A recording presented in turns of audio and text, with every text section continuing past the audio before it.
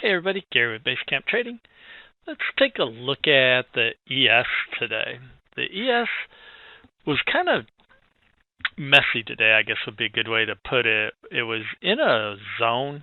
It was a wide range zone. There's a big channel right here. And really, the ES, for the most part, price had been trading inside that range really since the London session. And when we came in the afternoon, we went ahead and put the channel lines on there. And again, this was a pretty wide range. The top of that range was 32.91 and 3/4. The bottom was 32.58 and 3/4. So that's a pretty wide range. And the ES just kind of played around inside there. And during lunch, we had this really bullish bar right here, left the bottoming tail. The entire body was all buying. Triggered it to the upside, followed by another pretty bullish bar. And then we had this bearish bar, left topping tail, pushed all the way down back under the 50 EMA, closed down here. The body of that bar was all selling. So just, lots of chop, no real direction here. And then we got this bar. This was a very strong bullish bar. Opened at the bottom, closed at the top, closed back above the 50 EMA, caused the 5 and the 13 to cross to the upside, and then the next bar triggered it. And again, this was a very bullish trigger bar, little tiny bottoming tail, and then the entire body of that bar was all buying as well and closed right at the top. And then it led to the channel break with another pretty bullish bar. The body was all buying. Ended up leaving a little topping tail because we got right near significantly overvalued. Didn't quite hit it, but really close. Pulled back, consolidated, set up the bull flag, and then went ahead and traded on up into our target. Our target was 33.09. Normally, we're looking to take trades off the Renko chart when they coincide with our 30-minute chart.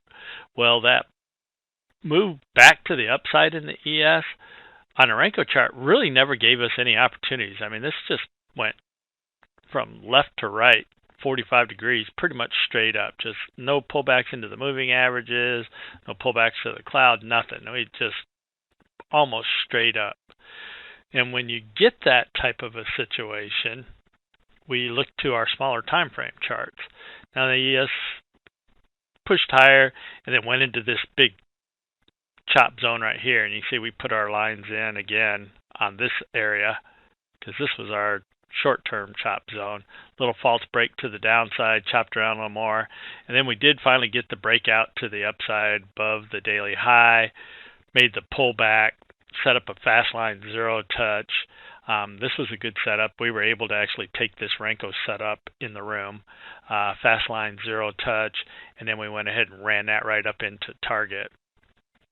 That was a decent push right there at the end. I mean, we triggered in at 32.99 and ran up to 32.09. So, a little more than $400 per contract, or right at $400 per contract on that last push at the end of the day. But when you get a situation like this, you can go to your time charts.